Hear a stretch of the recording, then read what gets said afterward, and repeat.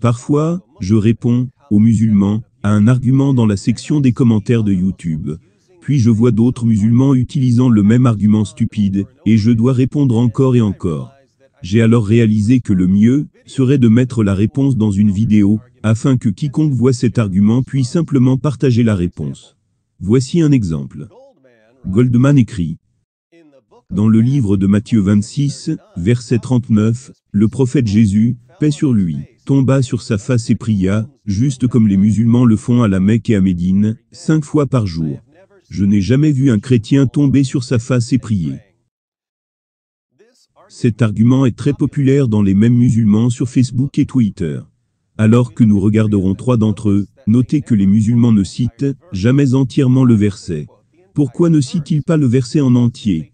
Parce que s'ils citent le reste du verset, cela va détruire leurs arguments. Donc, voici une image d'un musulman en train de prier. Et en bas, nous pouvons lire, puis, lui, Jésus, ayant fait quelques pas en avant, il se jeta sur sa face, et pria ainsi. Le reste du verset de Matthieu 26, verset 39 est omis. Encore une autre image. Puis, lui Jésus, ayant fait quelques pas en avant, il se jeta sur sa face, et pria ainsi. Le reste du verset est omis. Nous avons, et même Jésus, paix sur lui, se jeta la face contre terre, pria son Dieu. C'est bizarre que les musulmans qui constamment se plaignent des images de Mohammed, sont si rapides à faire passer des images de Jésus. Encore une autre, Jésus priait ainsi, Matthieu 26, verset 39, « Pourquoi tu ne le fais pas ?» Celui-ci ne cite aucun verset. Donc tous ces mèmes sont faits pour montrer que Jésus priait comme un musulman. Et qu'il était un musulman, et que ceux qui suivent Jésus, devraient donc se convertir à l'islam. Maintenant voici ma réponse. Salut Goldman, vous n'avez jamais vu un chrétien prier sur son visage, parce que Jésus a dit à ses disciples, quand tu pries, tu ne devrais pas prier comme un hypocrite.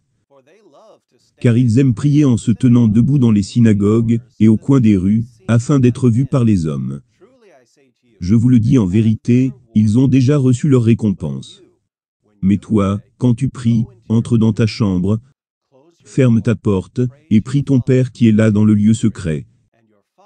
Et ton Père, qui voit dans le secret, te le rendra. Matthieu 6, versets 5 à 6. Note que c'est dans le même livre que tu viens de citer, pour montrer que Jésus priait comme un musulman. Les musulmans prient à l'air libre, afin qu'ils puissent être vus par les hommes. Jésus condamne vos prières.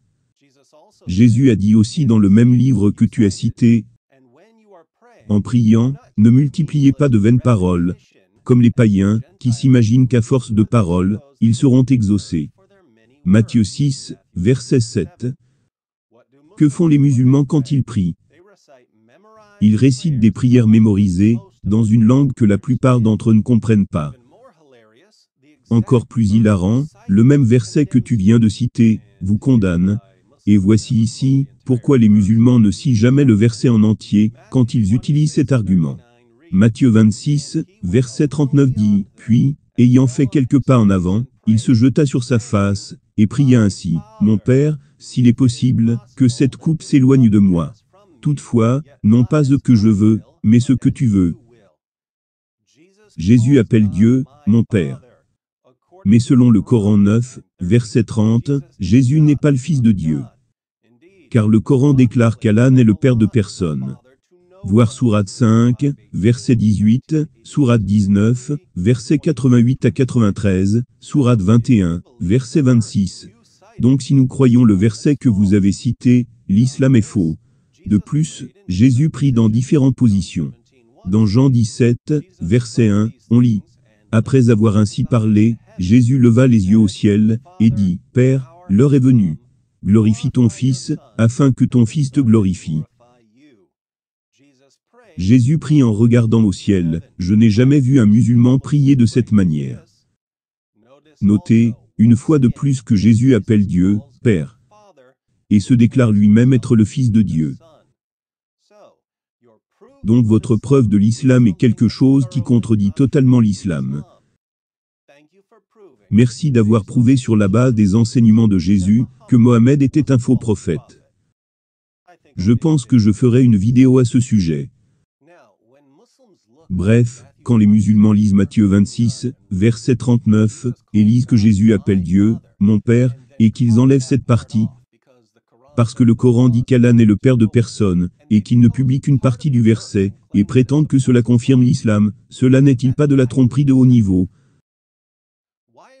Pourquoi ce genre de tromperie délibérée, si habituelle parmi les musulmans, qui tentent de convertir les chrétiens? Dites-moi ce que vous en pensez dans la section des commentaires.